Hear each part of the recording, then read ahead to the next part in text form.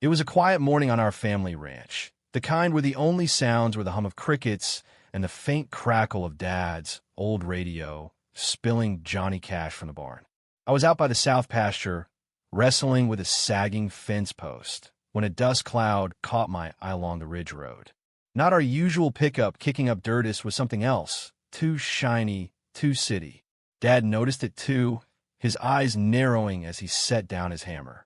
"That ain't no neighbor," he muttered, wiping sweat from his brow. Sure enough, a gleaming white truck rolled past our private property sign like it was just decoration, coasting down the slope and parking right between Dad's hay trailer and the old feed trough where our mutt, Rusty, liked to nap. The side of the truck read, HOA Patrol in blocky letters, with a cheap magnetic decal that screamed scam. Two guys stepped out. One looked like he'd just left a mall job, the other sporting fake of VY8ers and a clipboard he waved like a badge. They didn't even glance at the chain cattle gate they'd nudged open. Dad didn't yell. He just lit a cigarette, took a long drag, and said, "Well, here we go." I followed him as he strolled over, his boots crunching gravel with that slow, deliberate stride he got when he smelled nonsense. "Can I help you?" he asked, his voice calm but sharp, like a blade under velvet. The clipboard guy puffed up, all business. "We're with the Clear VYEW HOA expansion team," he said, overpronouncing every word.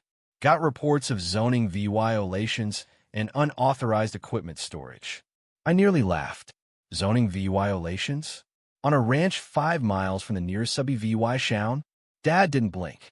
He pointed a thumb at the tow rig by the fence.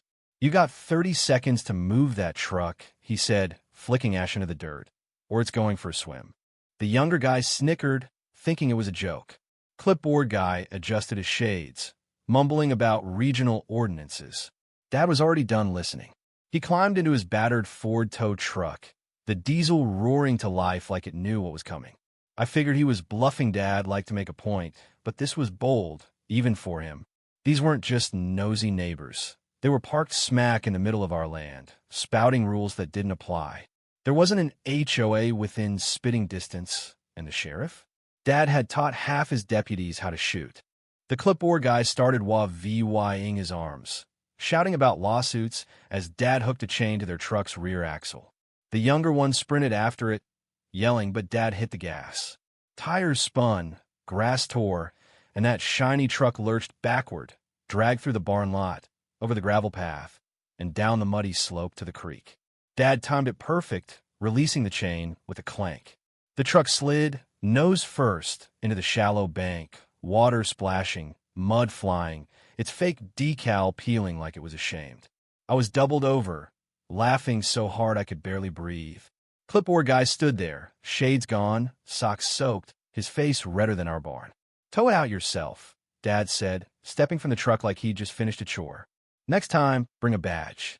He snapped a photo of the wreck, then called Sheriff Dan, got some trespassers claiming HOA, he said coolly. "Might want to check their paperwork." 15 minutes later, Deputy Mike rolled up, lights off, smirking when he saw Dad. "Didn't read the sign." "Huh?" he said, eyeing the soggy truck. "Didn't read much of anything," Dad replied, tossing him a towel. Mike walked over to clipboard guy, who looked like a drowned rat, and asked for ID. The guy handed over a flimsy laminated card that screamed homemade. Mike read it aloud. "Compliance Observer, Clear VYEW HOA Subcommittee." He snorted. "No such HOA in this county. And even if there was, you can't just park on private land." Things got uglier when Mike checked the truck. Inside was a map, our ranch circled in red, with notes about water access and non-compliant acreage. It wasn't a compliance check, it was a plan, and it stank of Frank Larson, a slick developer who'd been sniffing around our valley for years. Larson had a glass mansion by the lake and a habit of preaching about streamlined land use at town meetings. 2 years back, he called ranchers like Dad inefficient and nearly got a fist to the jaw for it. The younger guy, turns out, was his nephew, roped into this mess thinking it was a summer gig. Dad didn't stop at the tow. He found survey stakes along our creek, marked with Larson's company logo. We set up a trail cam, and sure enough, it caught 2 guys measuring the land at dawn, their vests matching the stakes.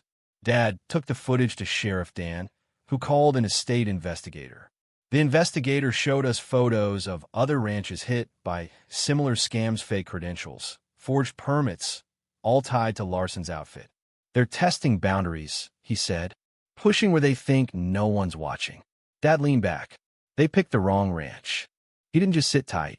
Dad built a fortress of a fence, barbed wire, solar lights, motion sensors, and cameras hidden in the brush.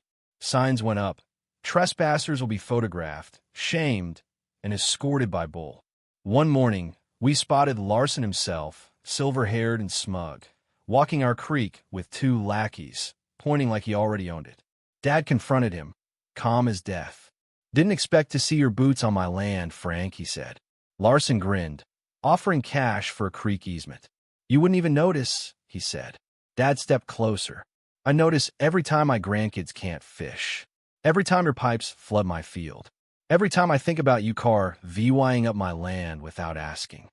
I filmed it all, and Larson's smile cracked. "You'll regret this, Tom," he muttered. "You can't stop progress." Dad didn't flinch. "I just gotta make sure you trip before you get far."